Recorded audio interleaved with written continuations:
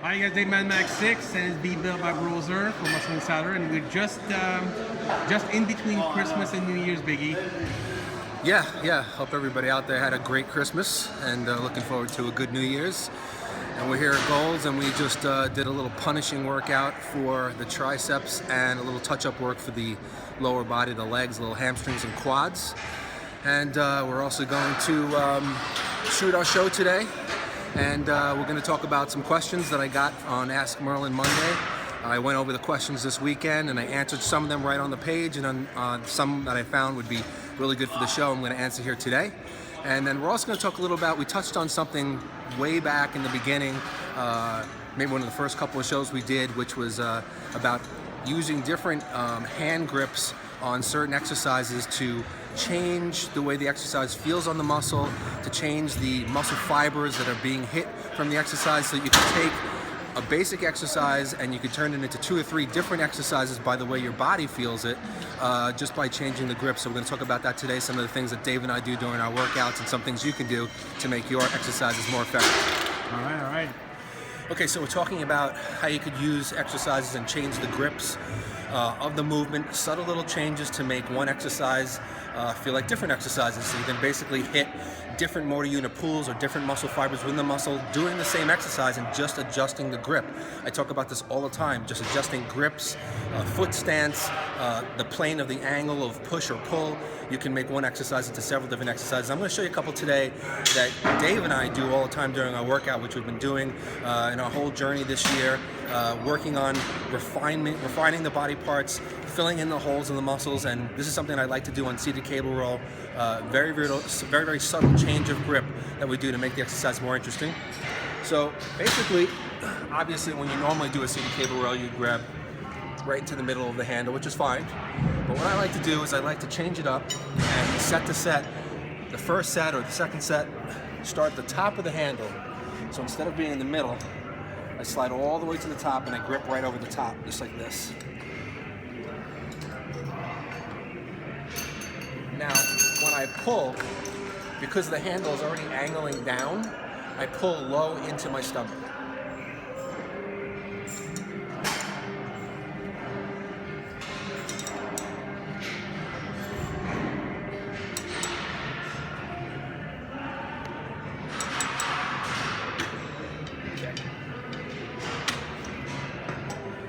Now, of course, you can't isolate one part of the lat. You know, a lot of people say, oh, I want to hit the lower lat, I want to hit the upper lat. You can't really do that. The whole lat's going to contract, but you can focus on different motor unit pulls within the lat so that basically you make sure that the entire muscle group is getting completely exhausted by the end of the workout. So that grip, like I said, at the top, it forces me to pull down to the stomach, so that's one plane of motion. Now, on the next set, what I like to do is switch and go to the bottom. So now we're going to the bottom of the handle, here, like this. Okay? Now this naturally forces the handle in an upward motion. So now when I pull, you'll see, it more naturally comes up into the upper abs.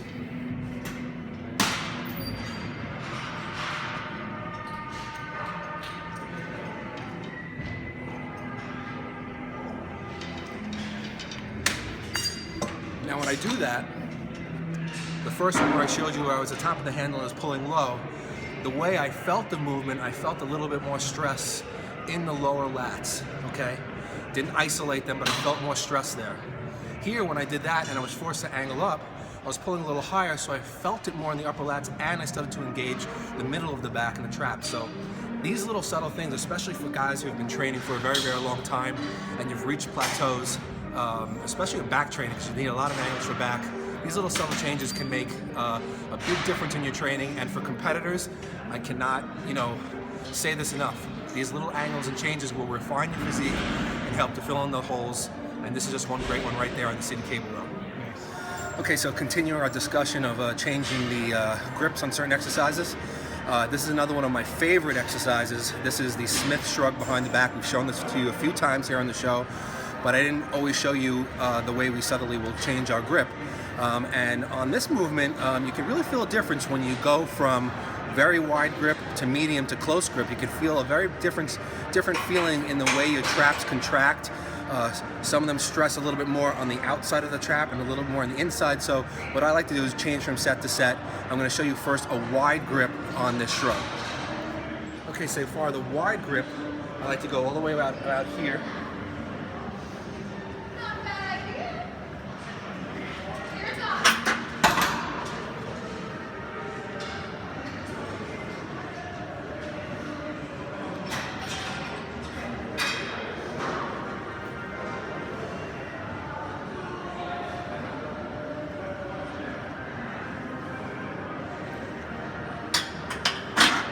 Okay, so that grip was outside shoulder width, and the way I feel that one is I actually feel it in the rear delts up into the traps, that tie-in area right there. And it's very hard to get these little spots, like I said, to fill in these little holes. You want to find flaws in the physique and figure out ways to fill them in, and this is how we do it with different grips. Now, I'm going to do this 3 ways, and now I'm going to go to a mid grip, come in about an inch or 2.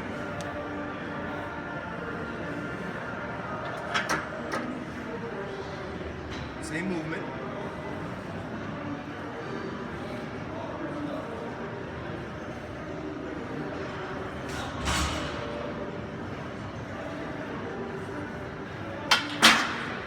Now that one starts to come off of the rear delts and a little bit more into that lower trap area, right about here.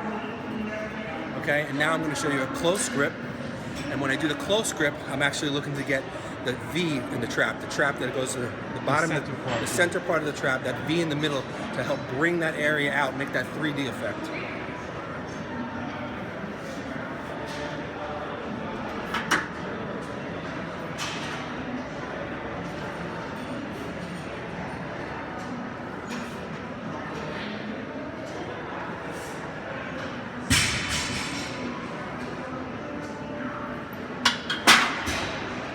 Now, you don't have to do every grip in every single workout. Dave and I, during our workouts, some days we'll do the wide grip, some days we'll do the mid grip. Sometimes we'll superset. Sometimes we'll do as many reps as we can with the wide grip, take a little bit of weight off, go to the close grip. But these little subtle changes, we make sure that throughout our training, through our weeks of training, that we are making these changes and we are hitting all the different muscle fibers, so we have complete muscle development in every part of our body. Boom. Okay, so now we're going to switch. I showed you an exercise for the seated pulley row for the back, and then for the mid and upper traps, the Smith shrug behind the back. Now I'm going to show you something for biceps. This is another thing that Dave and I do a lot. We like to hit the inner bicep and the outer bicep. The bicep does have 2 heads, the inner and the outer bicep, and even though, again, you can't isolate one from the other, the whole bicep is going to contract no matter how you curl. You can really feel it. But you can feel the difference, yeah. Exactly. You can feel the difference of where it's hitting the muscle, and to me, that's evidence enough that you're hitting different motor unit pulls. The variety is just good for your head, and it's just good to, it's good to feel the muscle work different ways, because anything that's novel stimulus to the body is going to cause muscle growth. When the body adapts to something too much, you're doing it over and over again, you're just going to get the same results all the time, which is no results after a while. So you got to change things up, force your body to deal with something new. So what we like to do on this machine, this is one of our favorite machines, this particular curling machine we have here at Gold's, which is kind of a hybrid. It's kind of like a preacher machine, but you see it's almost on this plane. Flat. Yeah, it's almost a flat angle with a little bit down. And this is an exercise that we like to do and using to change the grips a lot. Now, what we'll do this as a superset a lot. You don't have to do it as a superset. We'll start off with either a wide grip, which is going to force you to work the inner bicep, and then we'll do as many reps as we can. We drop the weight, and we go to the close grip, which focuses more on the outer part of the bicep. You can switch those. You can switch those around. You could do it from workout to workout. But again, just make these changes so that you can make sure that the entire muscle is hit. So here's an example of how we would do it. Say I'm starting out wide, I will go all the way out.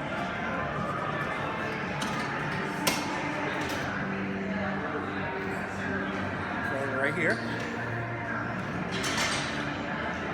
And I'm thinking about that inner bicep.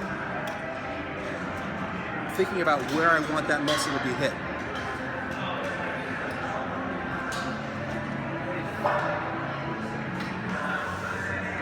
Okay, now, switching the grip all the way to the inside.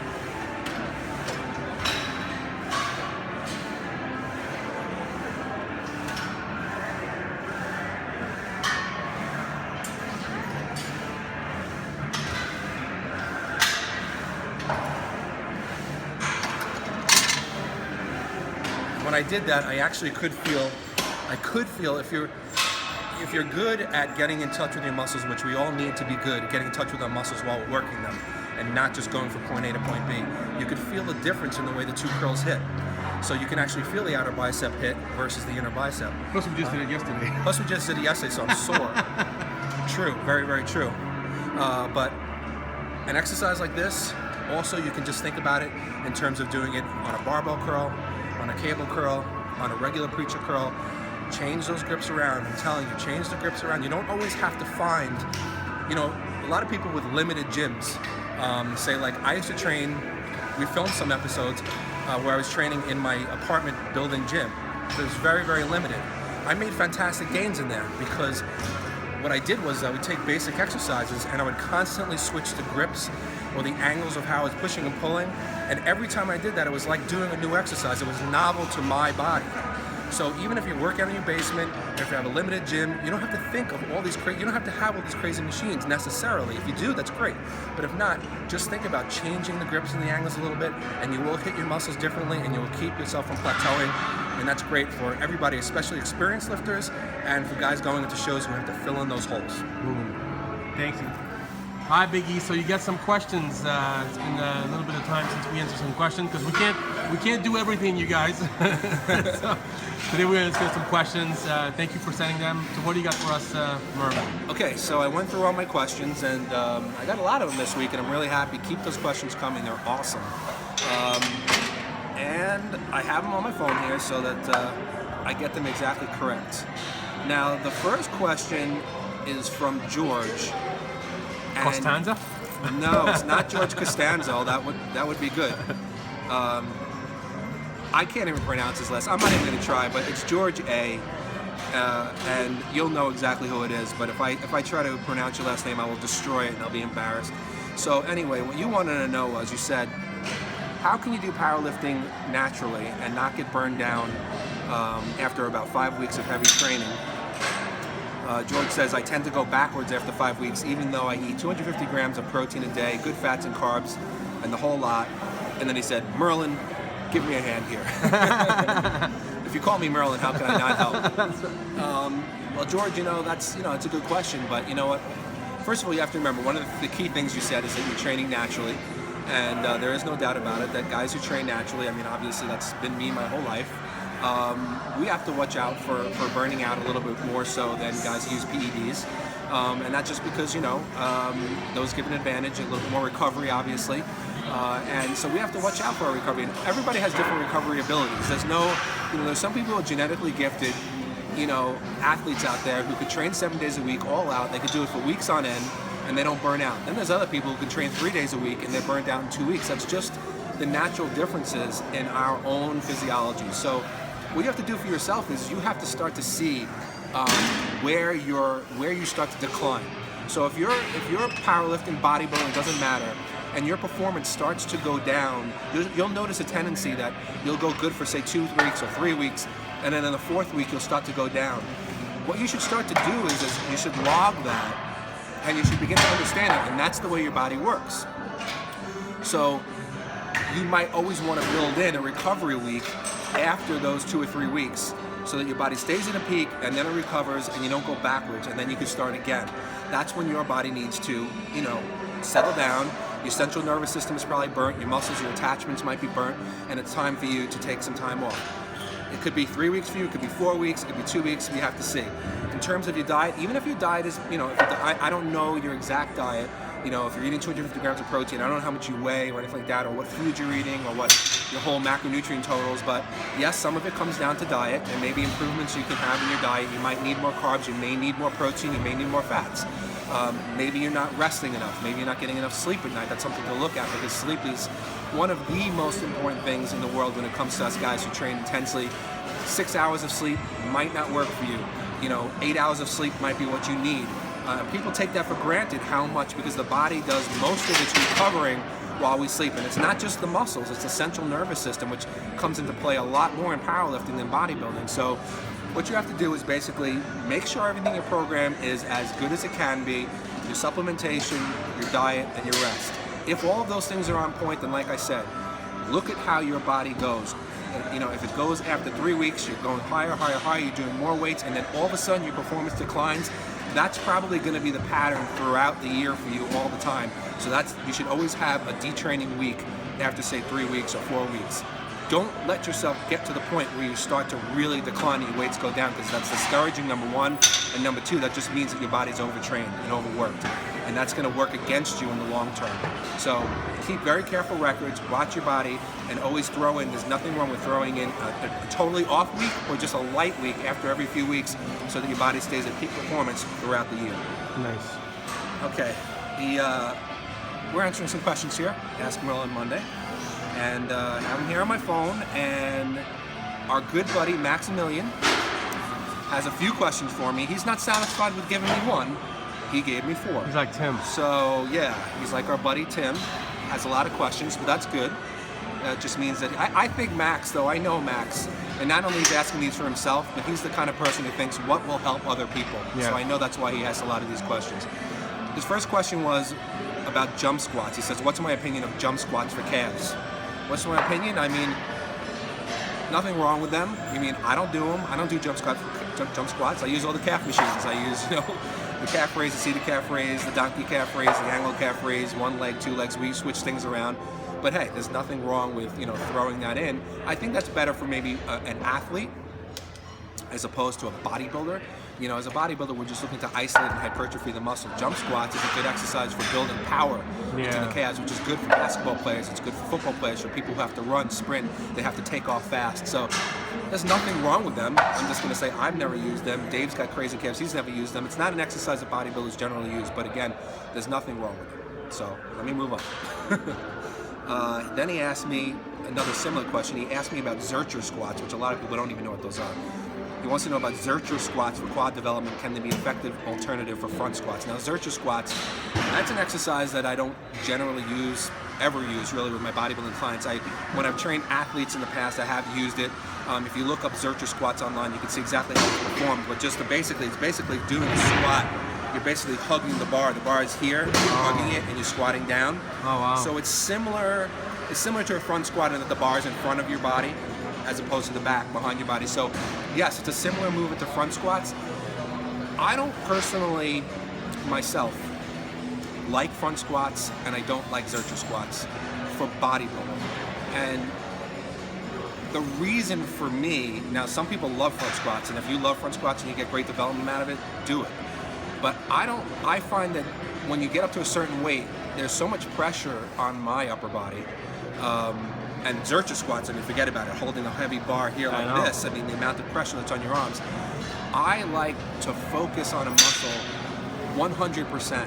What the muscle's doing, the target muscle, what the function is. I want to feel the stretch, I want to feel the contraction. I don't want to be thinking so much about balance. I don't want to be thinking about, oh wow, this hurts, the bar is hurting me up here, I don't want to feel that pain, because that distracts the mind from what it is you're trying to do. And any distraction from the target muscle is going to take away from muscle firing. You're not going to fire off as many fibers, you're not going to have as much focus.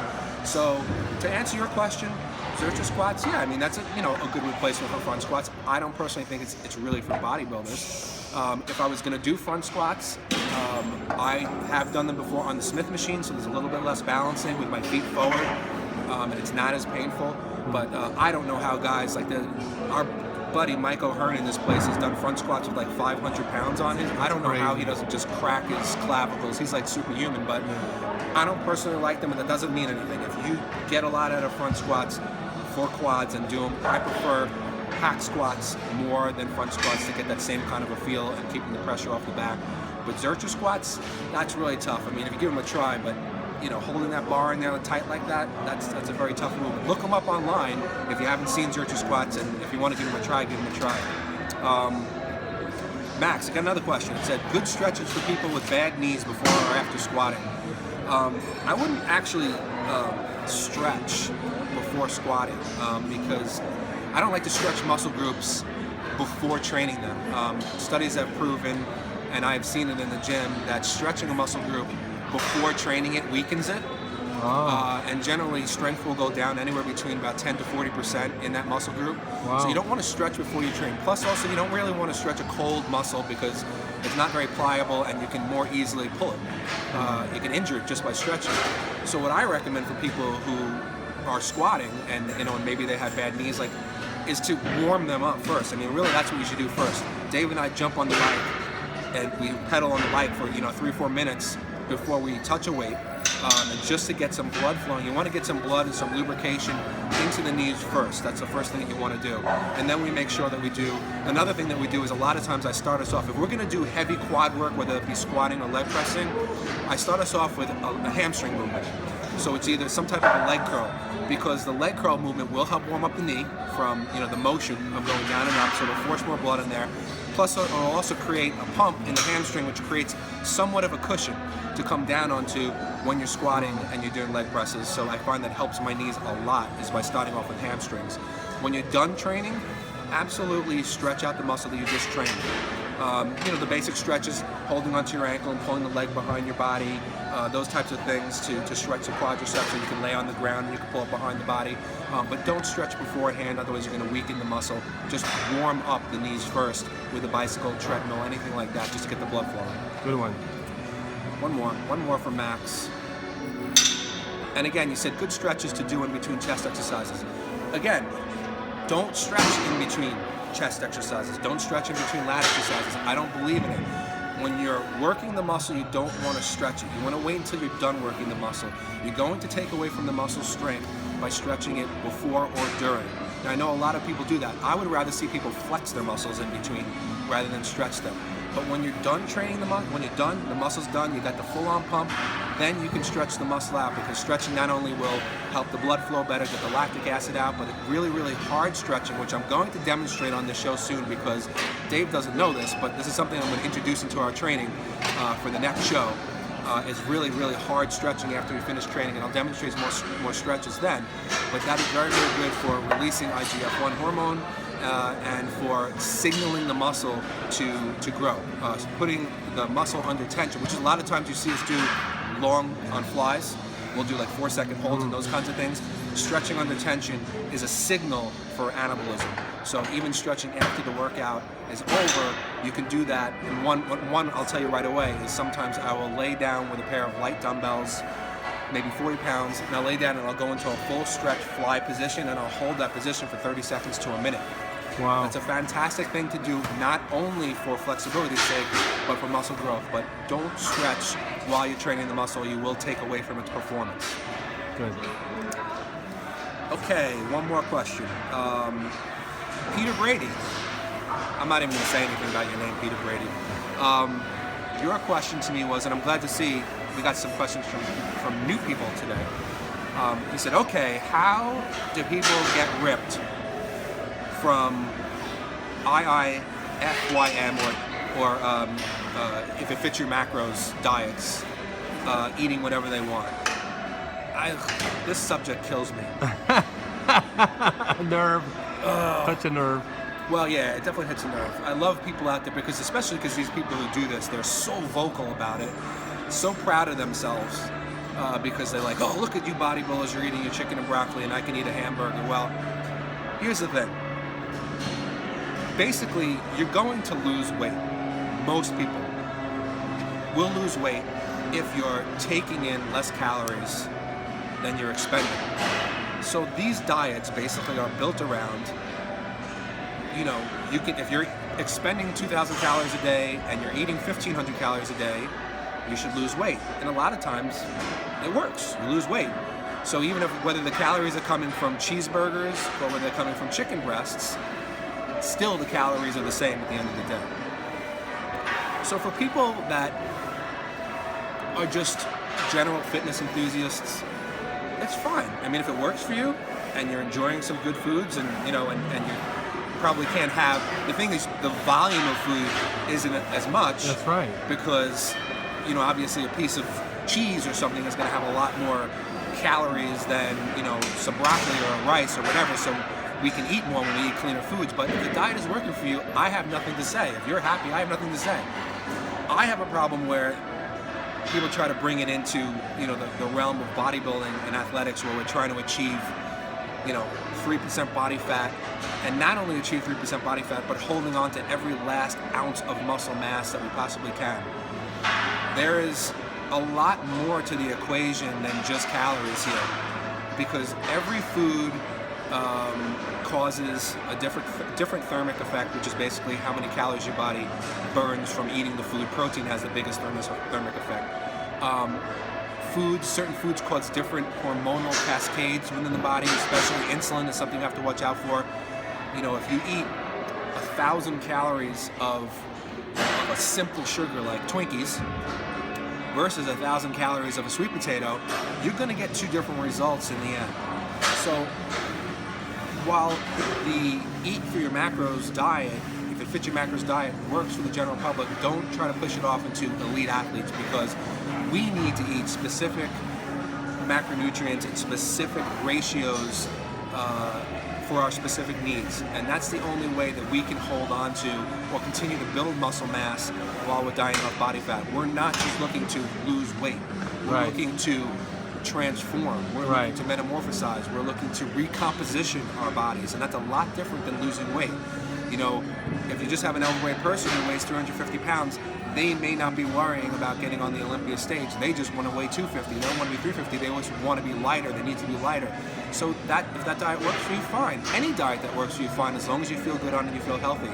But when it comes to bodybuilding and elite athletics and figure and all that stuff, that is not generally going to be a diet. And even if you do use that diet and it works for you, I guarantee you that if you use a more standard bodybuilding type diet, you will do even better than you will on that diet. And that's all I have to say about that. All right. Thanks, Merlin.